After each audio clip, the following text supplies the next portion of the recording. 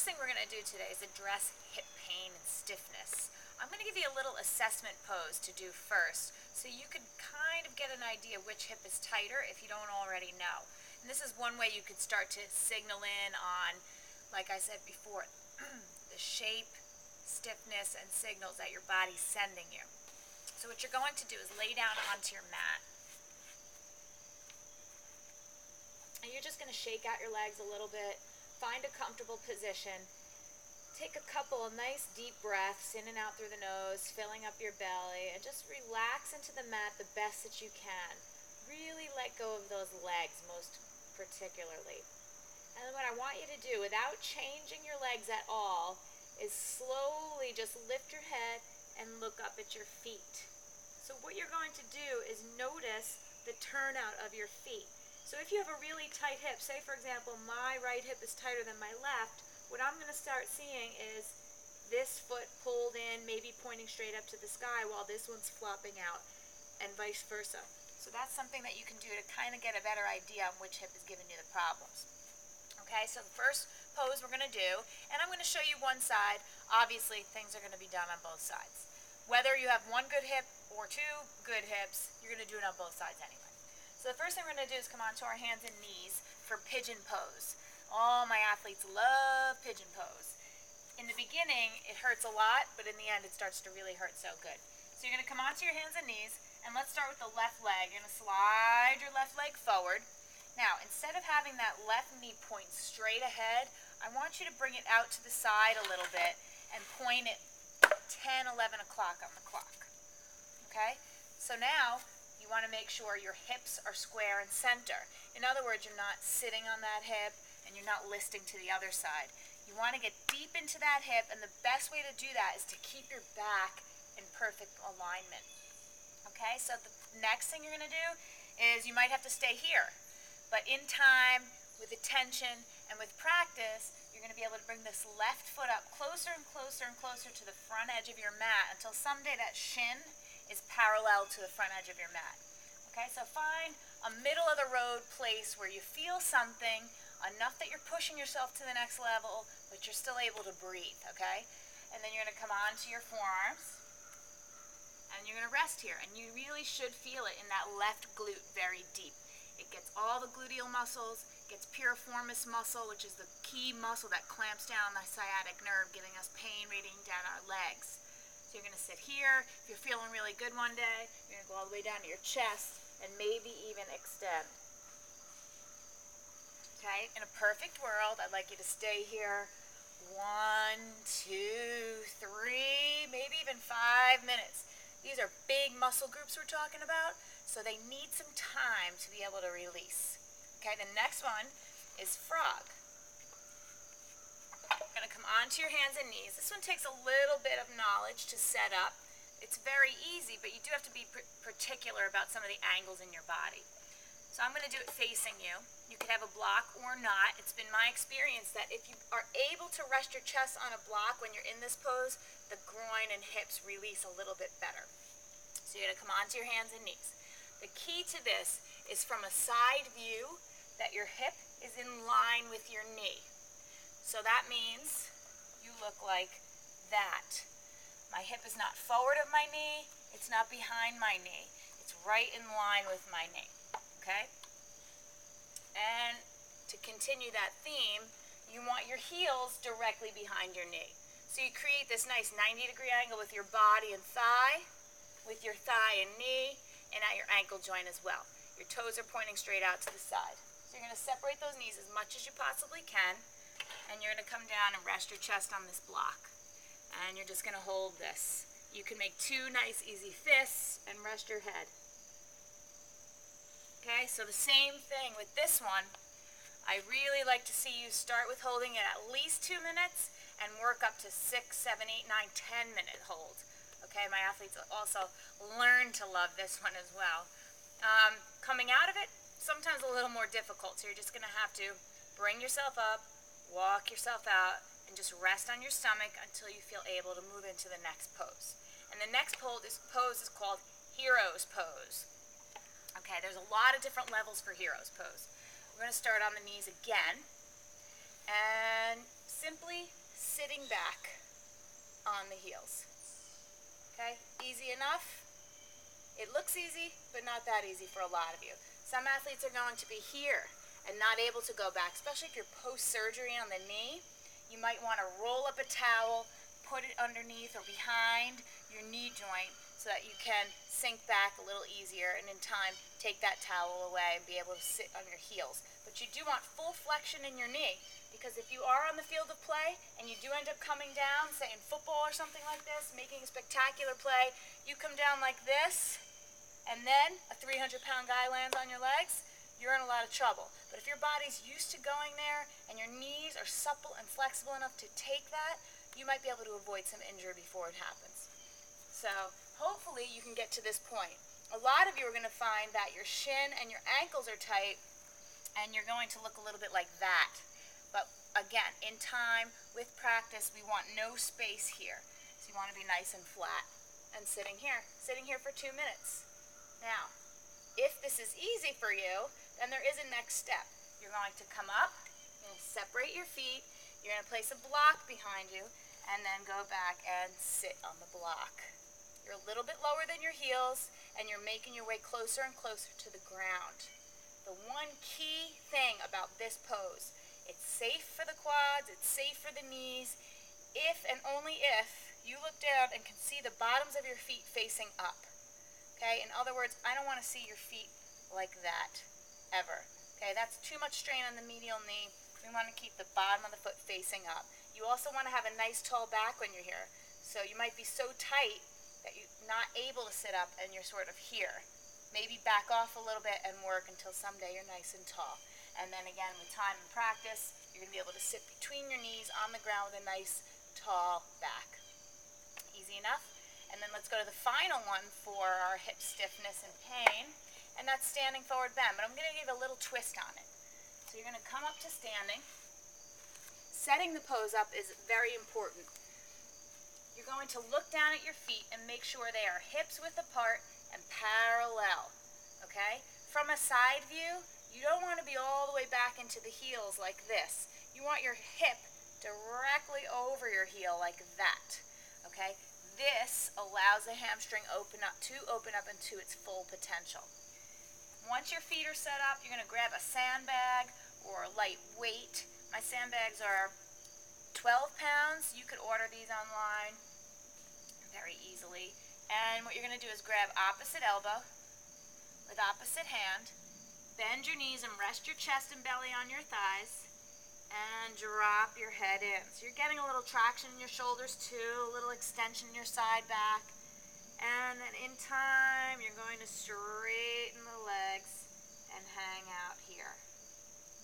You could sway from left to right. You can bend and straighten the knees. Anything you could possibly do to negotiate deeper into those hamstrings. And you do want yourself in a position where you're feeling it more in the back of the leg than in your back. Okay, so you might be very bent in the beginning, but you're still going to feel a good hamstring stretch. To get out of it, drop the bag, release, and roll yourself up nice and slow. If you go up too fast, you're going to get dizzy. I can guarantee you that. All right, so let's go into talking about knees next.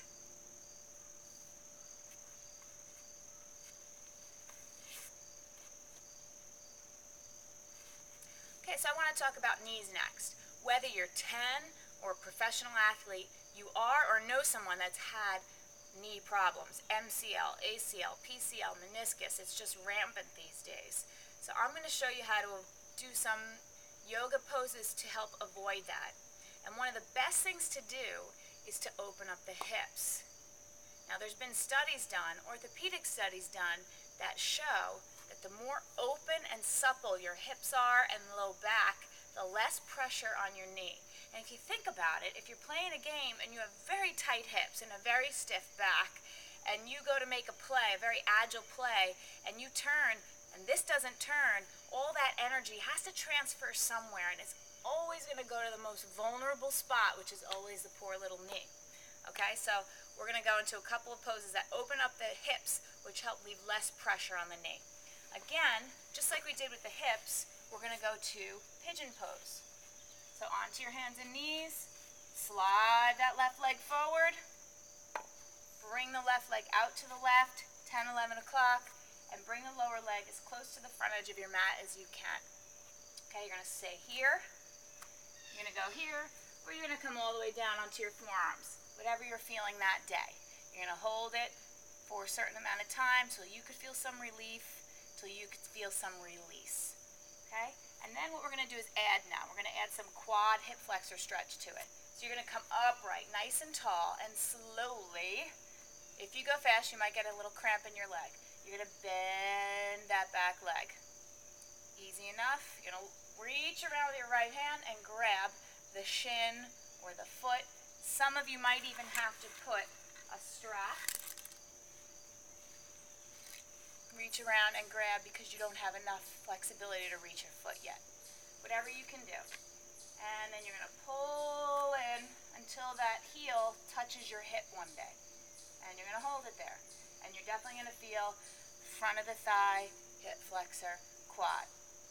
So hold that for a few deep breaths. Then you're going to let it go. Nice and easy. Sit on that left hip. Swing the leg around and come into what's called double pigeon. So we're going to stack the right shin on top of the left shin. Okay? It seems very easy, but it's very difficult, especially if you have tight hips. You want to look down, and on the inner edges of your legs, you want to see a perfect triangle shape. You want right shin, again, directly over that left shin, and you're just going to sit up nice and tall. Some of you are going to find you get into this position, and it doesn't really look like this. You look like this. That means you need some work. Need a little help. So we're going to take a block, and maybe you're going to sit up on the block. If your hips are higher than your feet, it gives you just a little bit more range in the hips. And you're going to hold it here as best you can, opening the jaw, releasing the tension in the neck, and just hold. Sit up nice and tall, like I said before, and feel in those hips what's going on. If you're feeling really good one day, once you're off the block, you could start to think about folding yourself forward in this position. Okay, you're going to come up, shake the legs out, and again, you're going to try the other side. Okay, the next pose is frog pose again. Same as what we did when we were talking about hip pain and stiffness. You're going to come onto your hands and knees, focusing on the outer hip, hip socket, glute, was that pigeon series we just did. Now we're going to do frog, which is going to totally focus, for obvious reasons, the groin inner thigh. You're going to come onto your hands and knees. Very important that from a side view, your hip is in line with your knee. Your hips are not forward. Your hips are not back. Right in alignment with your knee. Look at your heels. Heels are directly behind your knees as well. So you make a nice 90-degree angle here. 90-degree angle in the knee, and a 90-degree angle in the ankle. And you're going to let those knees go out as far as you can, and you're going to rest your chest or your belly on a block. You're going to stay here for 1, 2, 3, up to 10, 20, half hour. Depends what you got. But you're going to keep letting those knees slide out. Try not to resist them. And you're going to open up that groin and see great improvement pretty quickly here. To come out, you're going to come onto your hands and knees, walk yourself out as graceful as possible, and onto your belly. Give yourself a little rebound time on the belly before you come up. And the next series we're going to do for knees to open up the hips, again, like I said, is lying on your back. Want to take a strap? If you don't have a yoga strap, you can use a necktie or exercise bands or jump rope, anything that you have to help you out. You're going to lay down onto your back, and you're going to bring the right knee into your chest. I want you to focus on that left leg as much as the right leg. A lot of people here will do this pose and totally forget about that left leg and really just pull in on the right. And you want that dynamic opposition going on. So pull that right leg in, press that left leg long. You're going to place the strap on the right foot, grab both sides of the strap with the right hand, and extend the leg the best that you can. I want your foot to be square. Try not to collapse it in or press it outward. Okay? In time, with practice, you're going to be able to hold on to the foot. But I'm going to demo with the strap because most of you are going to need the strap. Left arm is going to come out to the side, palm flat for stability. And you're going to let that right leg come out to the right the best you can without this left hip popping off the ground. So if this happens, you went too far. You want to pull back, ground the leg, and reach across. The idea is not for that foot to touch the floor at all. It's groin, inner thigh stretch. Take a nice deep inhale, exhale here, maybe 3, 4, 5 times. And you're going to tighten the belly and core. Without bending the leg, bring the leg back into center. Grab the strap with the opposite hand. Now you're going to bring the leg all the way across your body. This time, the hip can come up. This time, the foot can touch the floor. You're going to reach and look over your opposite shoulder. So you're reaching with your right hand, looking over your right shoulder, pressing through that right foot, pressing down through the left foot, and you're going to feel in that IT band, which runs on the outside of that right thigh, really hard to stretch. And you're also going to get a nice spinal twist, which is going to give you some of that flexibility we talked about earlier. Some place for that energy to transfer to. A nice supple spine, open hips, so that you can avoid any injury on that knee. Gut tight, leg comes back to center, switch hands on the strap, and repeat. Out to the side, again, across your body. You're going to repeat that sequence 2 or 3 times, and then switch sides. Okay? So those are some good breakthrough yoga, power yoga tools you can do for opening up the hips to prevent injuries on your knees.